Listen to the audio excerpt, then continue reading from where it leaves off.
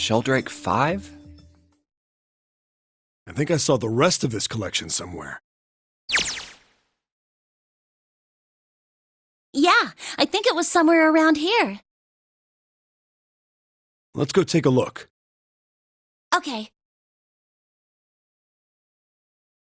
Sheldrake. Have you heard of him? Sheldrake, I mean.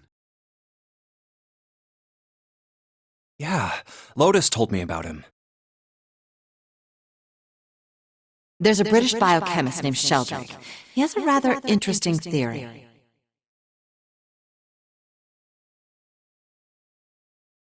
Morphogenetic fields, which relies on the theory of morphic resonance.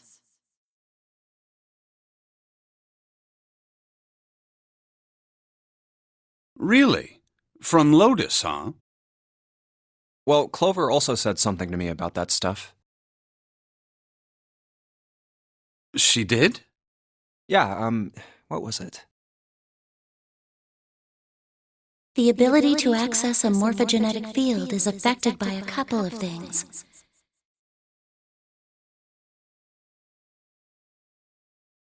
The first is epiphany, and the other is danger.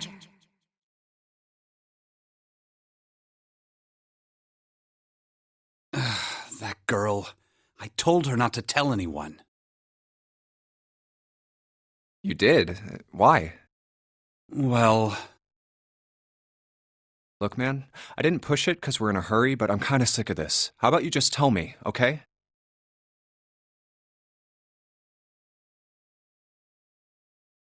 Tell you what? Don't give me that. About the experiment. Ugh. Very well, fine. I'll tell you everything. But not here. Let's move to the top floor.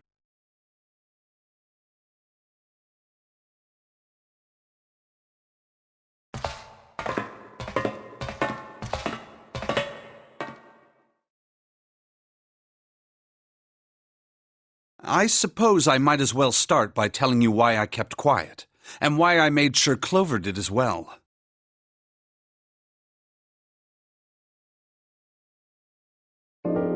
To be honest, the explanation is quite simple.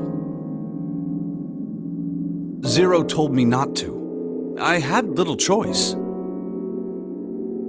He didn't walk up and tell me, of course. He gave me a message engraved on a card.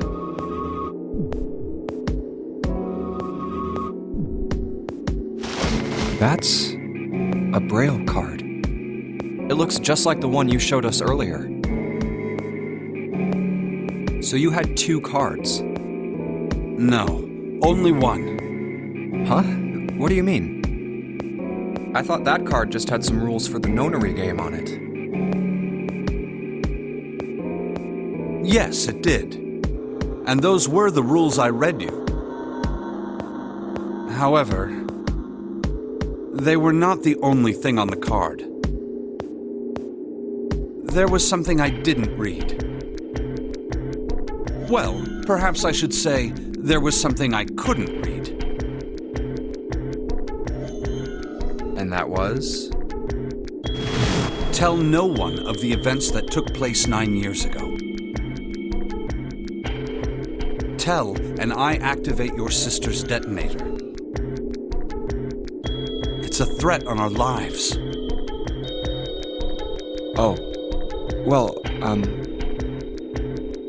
what about Clover? Did she get a message from Zero too?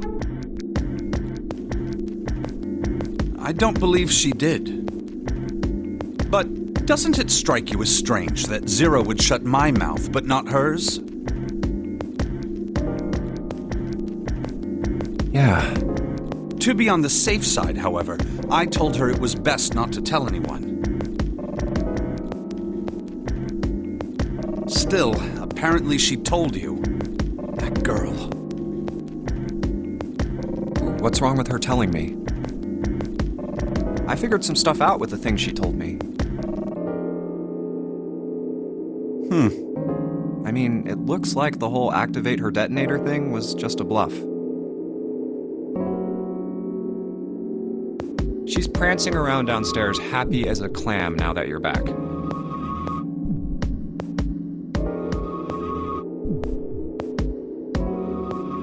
That's very true. I've decided I can trust you. I've decided to tell you the truth. The chance that Santa is 0 is very high. I feel I can assume Santa doesn't have the time to observe us at the moment. And at any rate, even if he were, I very much doubt he would kill us. Why? Clover told me about the 4-leaf clover, about the words. If he knew about that, then he was in my group during the first experiment. I'm sure of it. He wouldn't kill us, no matter what the situation was.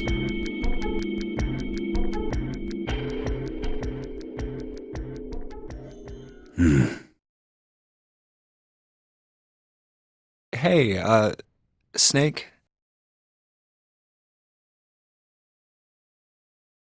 Yes, I know. You want to know what happened during the experiment. Yeah. How much do you know? Clover told me about... I see. The morphogenetic field in the experiments 9 years prior. How the experiments had taken place simultaneously at 2 locations, one being the ship and the other being a building in Nevada.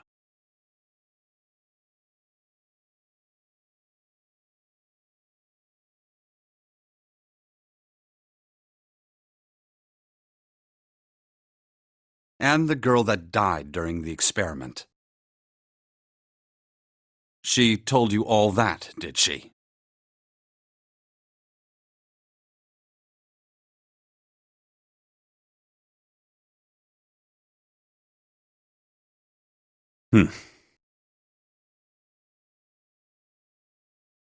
At any rate, I now know how much you've learned. All that remains for us to determine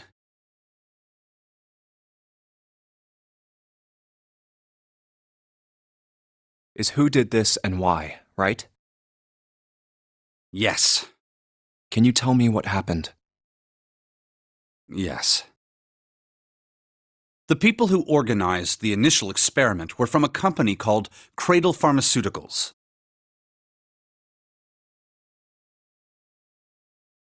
There were 4 of them running the show. Gentaro Hongo, Nagisa Nijisaki, Teruaki Kubota, Kagechika Musashido. Hongo was the CEO of Cradle Pharmaceuticals. Nijisaki was his right-hand man and did the lion's share of the planning. Kubota led the company's research and development division. Musashido was their majority stockholder. It was these 4 people who planned the initial experiment. Let me simplify it for you. Hongo designed it, and Nijisaki put it all together. Kubota developed the technology required, and Musashido provided the cash. So it's Hongo, Nijisaki, Kubota, Musashido...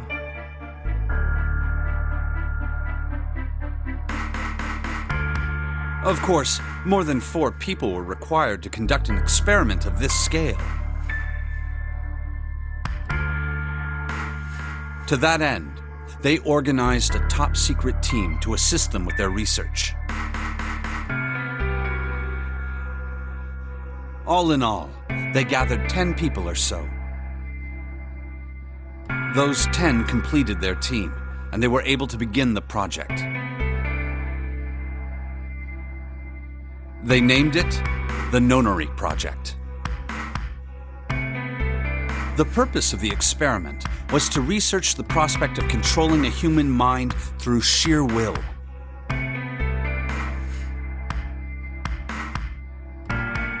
The vessel, I suppose you could say, for this control was the morphogenetic field. Huh. Why did the glycerin suddenly begin to crystallize? Why did the crystal structure of EDT undergo a sudden change? Why did the rats improve their puzzle-solving skills with each generation? Experiments with humans produce the same results.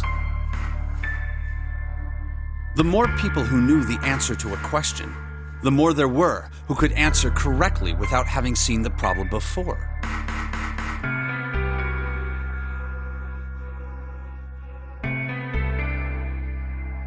Why is that? How could it happen? The answer is that the shape of the answer has been stored in a field invisible to the naked eye.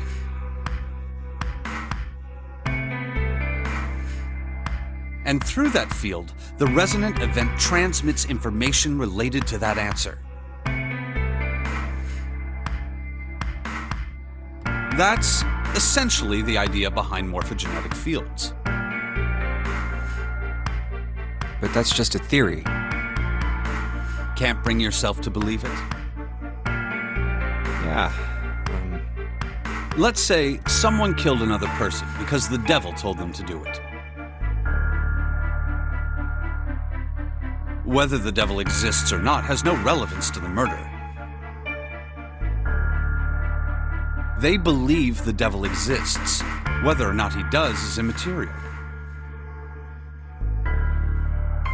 So what matters here is that Hongo believed in the morphogenetic field. That's right. But I still don't get it. You said they wanted to figure out how to control people.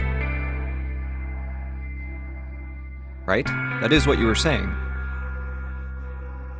Yes. So how are they going to do that with a morphogenetic field? I'll keep it simple. Let's suppose 10,000 people have solved a certain problem. The chance of you knowing that answer, even if no one has told you, will go up. Let's have another example, shall we? Say 1 million people were to do a handstand right now. Tomorrow, the chances of you doing a handstand would be higher, even if you had heard nothing of this hypothetical mass handstanding.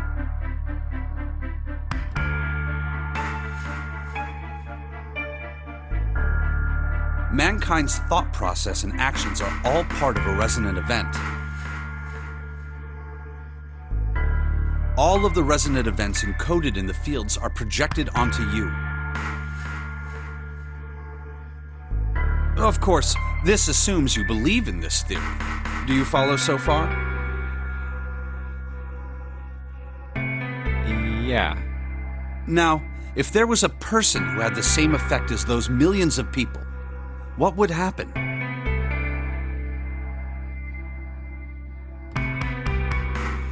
If that one person were to do a handstand, other people would find themselves wanting to do handstands as well.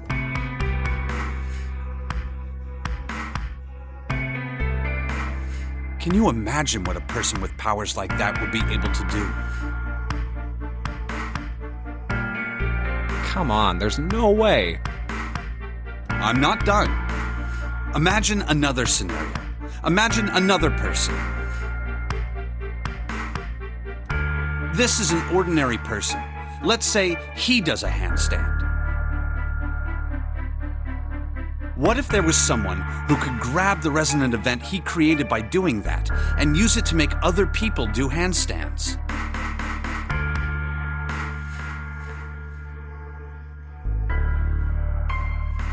What would happen then? A person who has the power to write to the field, and someone who can read from the same. You could think of them as the writer and the reader, or the transmitter and the receiver. What would the world be like if there were people with abilities like these?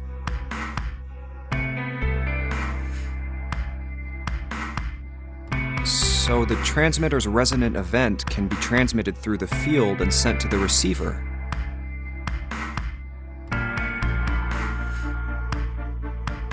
And then the transmitter can control the receiver however they wish. That's what you're saying, right? Yes. Close enough, at least. Come on, that's just crazy.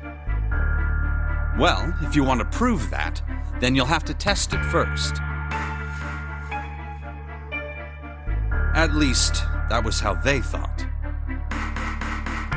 That was why they decided to do their experiment. That was how the Nonary project began. By the way, Junpei, have you ever heard of the Ganzfeld experiment? Yeah, that was an experiment in telepathy, right? You place a pair of subjects in separate rooms. Then you show one a picture and ask the other what they see.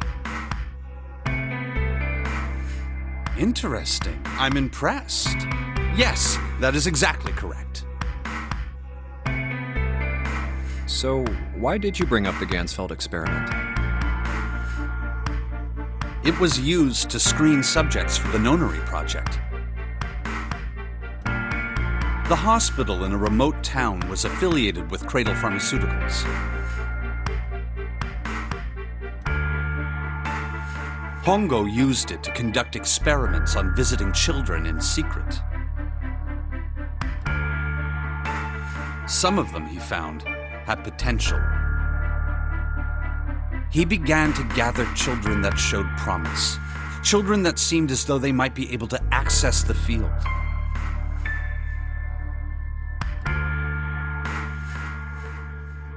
Of course, none of them volunteered. They were kidnapped. There were 9 pairs of siblings taken, for 18 children total. For reasons that were not fully understood at the time, each pair had one transmitter and one receiver.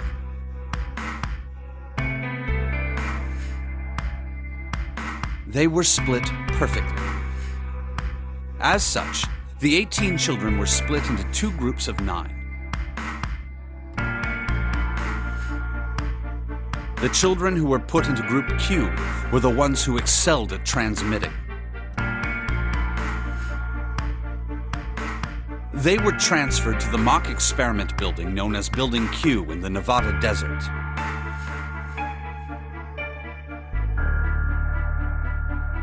The children who excelled at receiving were put in Group A. Group A was then placed on the former hospital ship Gigantic. From the experiments he had conducted so far, Hongo had learned the following. There are 2 things that can increase one's resonance with the fields. The first is epiphany. The other is danger.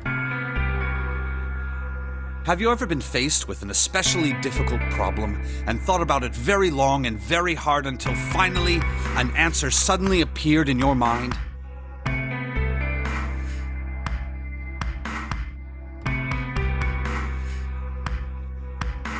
It may seem obvious to say so, but that is what is meant by epiphany. The information obtained through that epiphany can be easily transmitted through the fields, where it can be easily interpreted.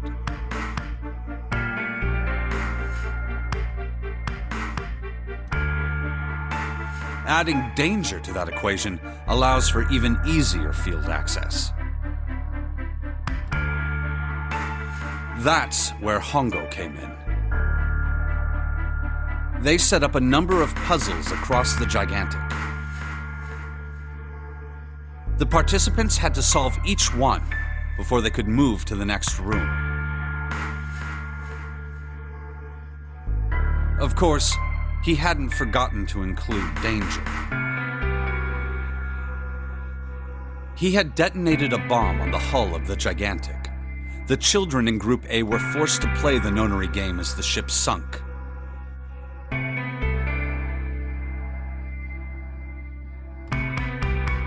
By forcing the children into a life-or-death situation, Hongo hoped to increase the likelihood of their tapping into the fields.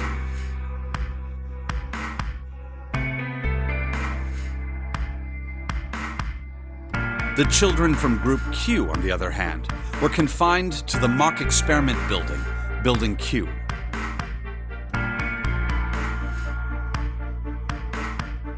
Building Q duplicated the interior and puzzles of the Gigantic exactly.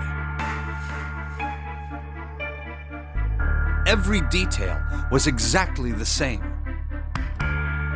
Hongo explained the situation to the children in Group Q.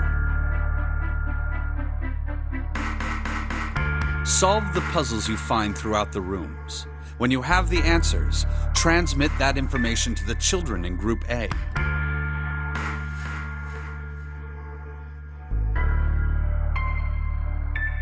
If you succeed, they will be able to solve the puzzles and escape. But if you fail, then the Gigantic will sink, and your brothers and sisters will drown. Those were his orders. Do you know why the astronauts of Apollo 13 were able to return to Earth safely?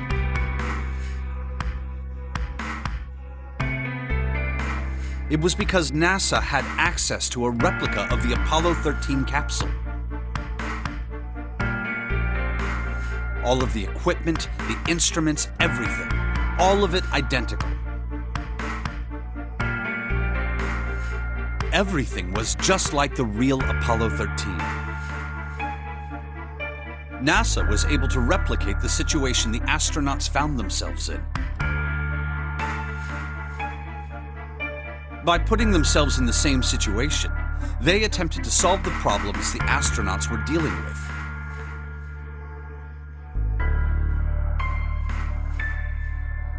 Once they found solutions, they reported their findings to the men aboard the actual capsule. That was how they were able to return safely. It was the same with the Gigantic and Building Q. The children from Group Q had to use the power of epiphany to solve the puzzles they found.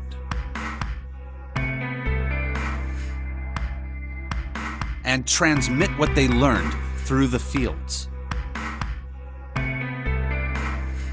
The children in Group A, however, they had to access the fields to learn how they might advance to the next stage.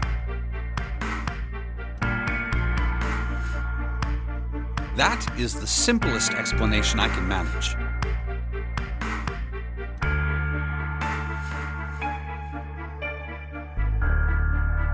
Huh.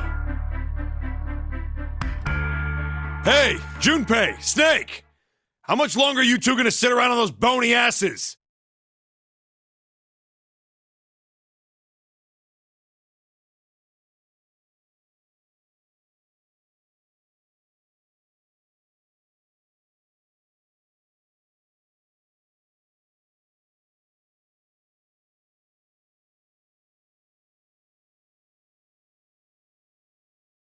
Get down here already!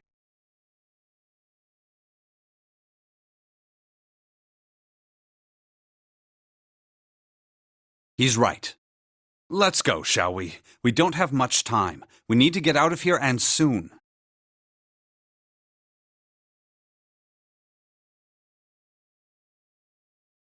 Hold it. There's one more thing I want to ask you. Are you sure that there were 18 kids? Why? Well, I thought it was only 16. Oh, yes. That was what they said on the news, wasn't it? Yes, I have no doubt that 18 children were abducted and used in Hongo's experiment. After all, you couldn't exactly play a Nonary game with any less, could you? Well, yeah, but are you saying that the news got it wrong? Yes, I am.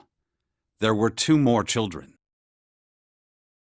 However, they had no relatives that I'm aware of. I imagine no one filed a police report when they went missing.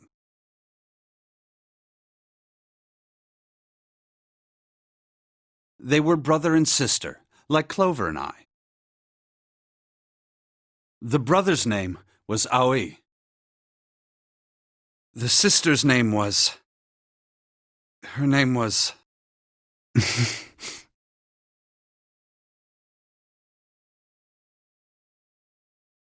Her name was Akane. That was the girl who died.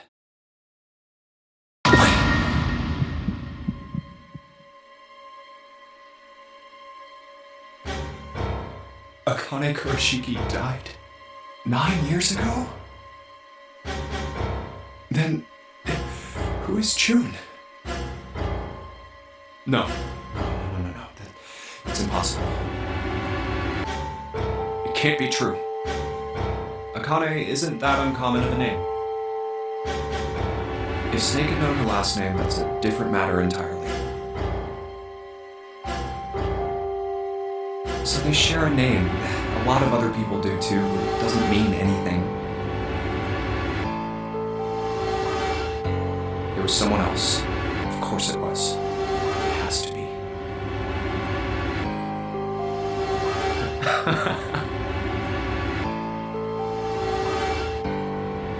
Is something wrong, Junpei? Your breathing sounds strange.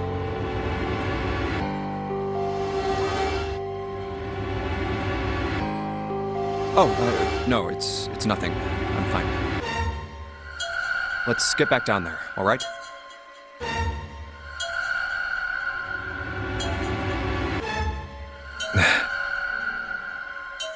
I couldn't do it. Why didn't I ask? What's her last name? I just couldn't get the words to come out.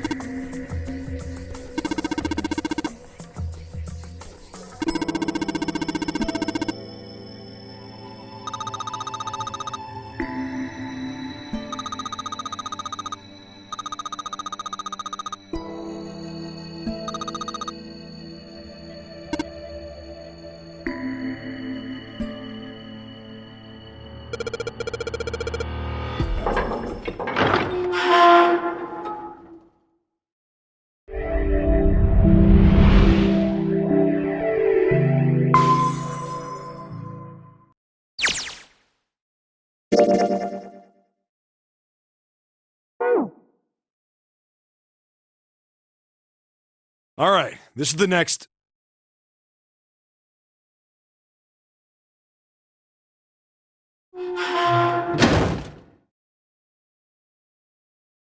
Ugh, the door! Did that just close on its own? Don't tell me we can't go back. I don't know. Let's see.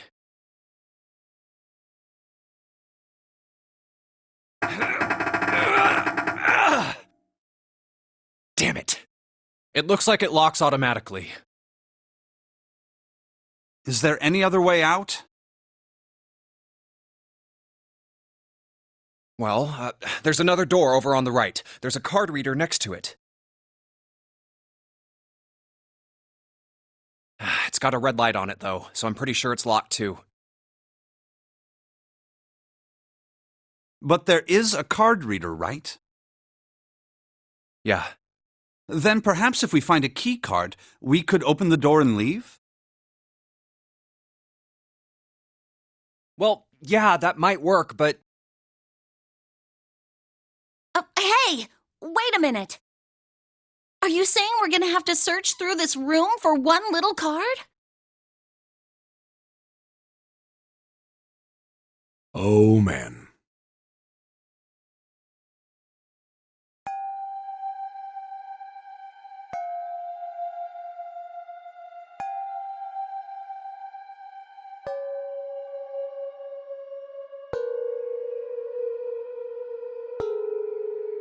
Looks that way. No way! For real? Well, we can sit down and wait to die, if that's what you prefer. I rather doubt that, however, so it would be wise to start looking. We haven't much time. Let's find that key card. Oh, and the Neptune key as well. We won't be able to get through the hallway without it.